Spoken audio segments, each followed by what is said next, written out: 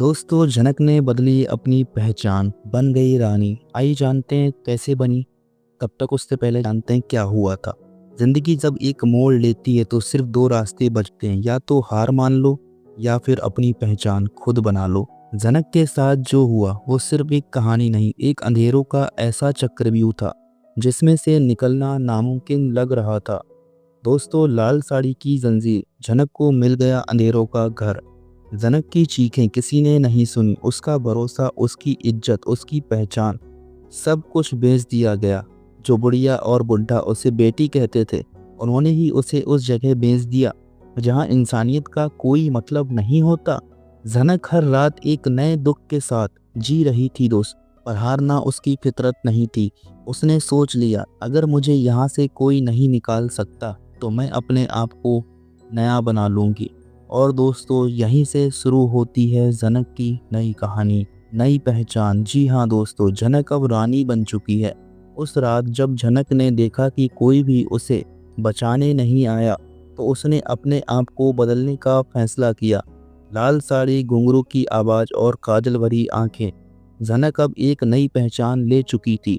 अब वो रानी बन गई थी, एक ऐसी लड़की जो इस दुनिया के असली रंग देख चुकी थी, लेकिन जिसमें अब भी आग बाकी थी।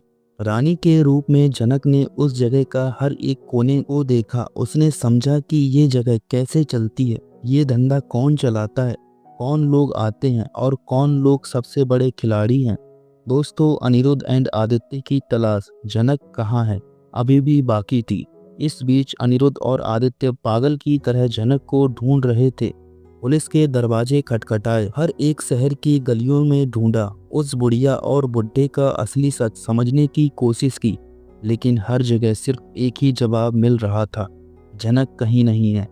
अनिरुद्ध का दुख उसकी आंखों में साफ दिख रहा था। मैं जनक को वापस लाकर रहूंगा। लेकिन दोस्तों, आदित्य ने भी हार नहीं मानी। अगर पूरी दुनिया भी हमारे खिलाफ हो जाए तो भी हम जनक को वापस लाएंगे। दोस्तों, क्या जनक अपने ओवर स्मार्ट की वजह से इन सब लफड़ों में फंसी? आपको क्या लगता है? कमेंट करके बताइए। बाकी रानी का बदला, जनक का चाल। दोस्तों, जनक अब सिर्फ एक बेचारी नहीं थी, वो रानी बन चुकी थी जो अपनी कहानी लिखने वाली थी।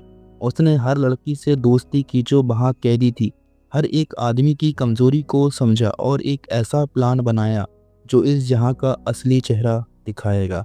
उसने बुढ़िया और बुड्ढा का असली चेहरा समझ लिया। ये दोनों सिर्फ एक झांसा है, असली खेल तो कोई और ही खेल रहा है। और अब जनक ने सोच लिया था, मुझे यहाँ से निकलना ही होगा और बिना जंग लड़े ये तो पॉसिबल नहीं होगा। दोस्तों, अगला एपिसोड, क्या रानी अपना बदला ले पाएगी?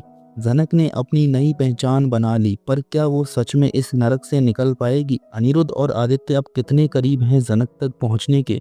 क्या जनक एक नया सफर शुरू करेगी या फिर उसका बदला उसे हर गहरे दुख में डाल देगा? ये कहानी अभी ख़त्म नहीं हुई है दोस्तों, ये तो सिर्फ शुरुआत है। आने वाले एपिसोड और धमाकेदार अपडेट्स के लिए बने रहिए हमारे साथ, क्योंकि कहानी अभी बाकी है मेरे दोस्त। मिलते हैं अपने नए वीडियो साथ, तब तक के लिए धन्यवाद।